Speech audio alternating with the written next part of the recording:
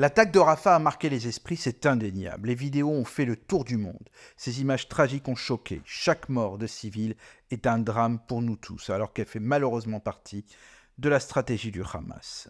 Israël, comme toute démocratie, a diligenté une enquête. Et comme lors de la roquette tombée prétendument sur l'hôpital Al-Shifa, le monde entier, les chefs d'État inclus, dont Emmanuel Macron, se sont dépêchés de poster des tweets ou sur Instagram pour condamner cette attaque de Tsahal avant les résultats même de cette enquête.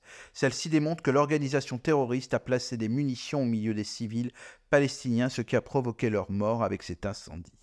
Sur les réseaux sociaux aussi, une bataille a démarré via les stories sur Instagram.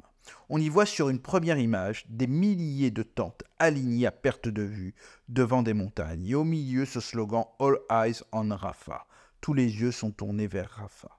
Cette image a été partagée plus de 40 millions de fois en une seule journée, le mercredi 29 mai. En France comme à l'étranger, beaucoup de personnalités jusqu'à présent silencieuses ont posté cette image, ignorant sûrement son origine.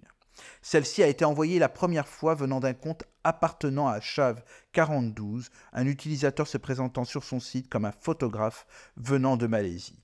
Dans sa story et sur son compte, on y voit d'autres créations visuelles qui dénoncent la guerre dans la bande de Gaza.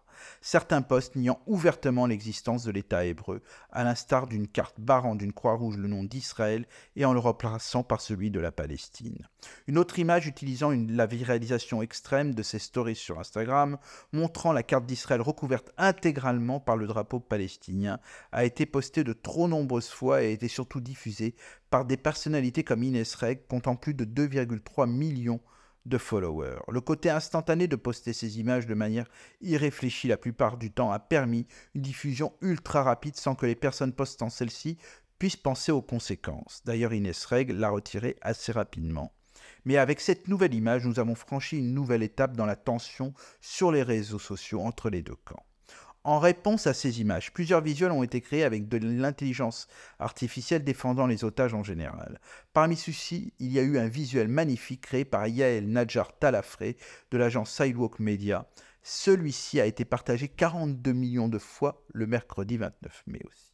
On y voit un terroriste armé du Hamas, debout devant un petit bébé aux cheveux roux, qui fait penser bien sûr à Kfir Bibas, avec écrit « Où étaient vos yeux le 7 octobre ?» D'autres visuels ont utilisé la légende « Si vos yeux sont rivés sur Rafah, aidez-nous à retrouver nos otages ».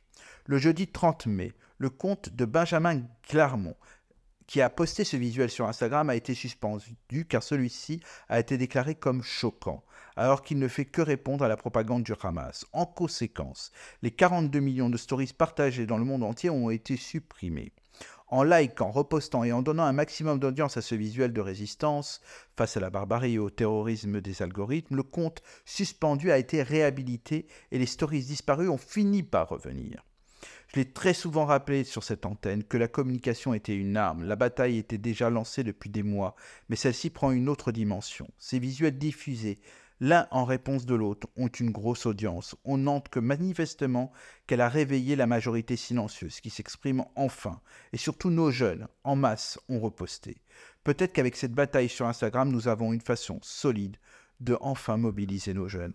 À la semaine prochaine.